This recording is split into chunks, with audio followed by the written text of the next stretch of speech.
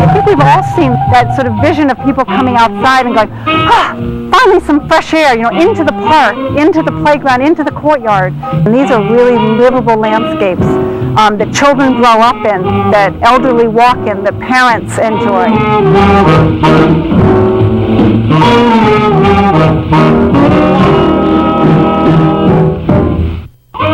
We're celebrating a century of one of the most important partners we have in creating affordable housing around the city. I mean, the history of the Phipps group is really an amazing story. It's about the American dream. It's about opportunity. Henry Phipps was an associate of Andrew Carnegie, and together they developed some processes for making steel, and he and Andrew Carnegie made a lot of money, and in 1905 he put up $1 million to found Phipps Houses. It's very clear from what Henry Phipps did that he really had vision well beyond his time. He understood the need that once people had decent and affordable housing, they could then become productive members of society. This came more than 30 years before the New Deal. It's amazing.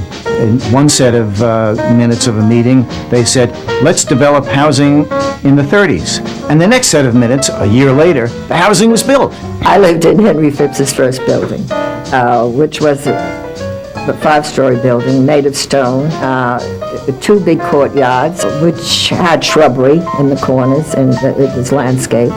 And the roof at one point was landscaped. Very well kept. We had maintenance, and we had a night watchman. There was a nursery school, and I lived there until I was married. And then I moved here to the Phipps in Sunnyside, where I've been for 54 years. It was extremely exceptional at the turn of the century for someone from the corporate sector to be building houses for poor blacks. So when Henry Phipps around the Lincoln Center area said, well, look, we're going to build a home for poor black workers, it was something that was revolutionary at the time. It reflected the social consciousness of Henry Phipps, and that really is the thing that has permeated the whole Phipps experience. If you can produce clean and adequate housing for people who are poor, they're going to end up being better people. I mean, we came out of this community. I'm a retired vice president of City College. I was a commissioner here in the city of New York. I have a son that is the head of the planetarium here in the city of New York. I have a daughter that's vice president of Dell. I mean, that happened because my parents kept looking for the proper kind of environment in which they could raise us, and they were not educated. With Phipps Houses, the growth has been extraordinary from his gift at the very beginning. The amount of leverage that has come from that gift because of good business practices has been breathtaking.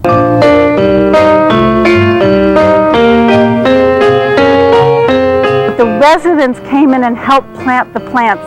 The children planted 300 bulbs. Partly that was a fun activity, partly it gave them a sense of ownership. Many of the issues that these visionaries that designed this garden apartments, they were addressing, really are still our issues today, because we still need space, we need sun, we need air circulation, we need out-of-door space. Phipps has done a wonderful job of keeping that vision, the vision that we see here in Phipps Garden Apartments, alive. And in their current projects, continue to put garden and outdoor spaces into the projects, holding on to that vision of creating positive outdoor spaces that are integrated with the living spaces indoors and creating communities.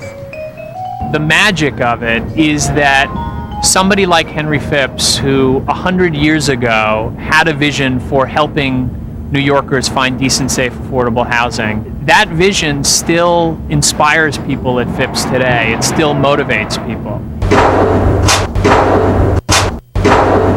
Around 1972, we formed Phipps Community Development Corporation, which was a prescient idea that really anticipated the needs for major services. One of those key services was education. We're going to use only 4. They instituted the Head Start right in the heart of Phipps. I feel safe that my children are growing up somewhere where it's sort of like how I grew up, where I know that there's someone out there that's watching out for my children, that's going to encourage them to reach for the stars. We have those things for our children now. It's a legacy, so to speak. And now that they're in charter schools and they're excelling and they're like, wow, your children are doing well, I can say they went to Phipps Head Start. It really prepared them for the schooling world.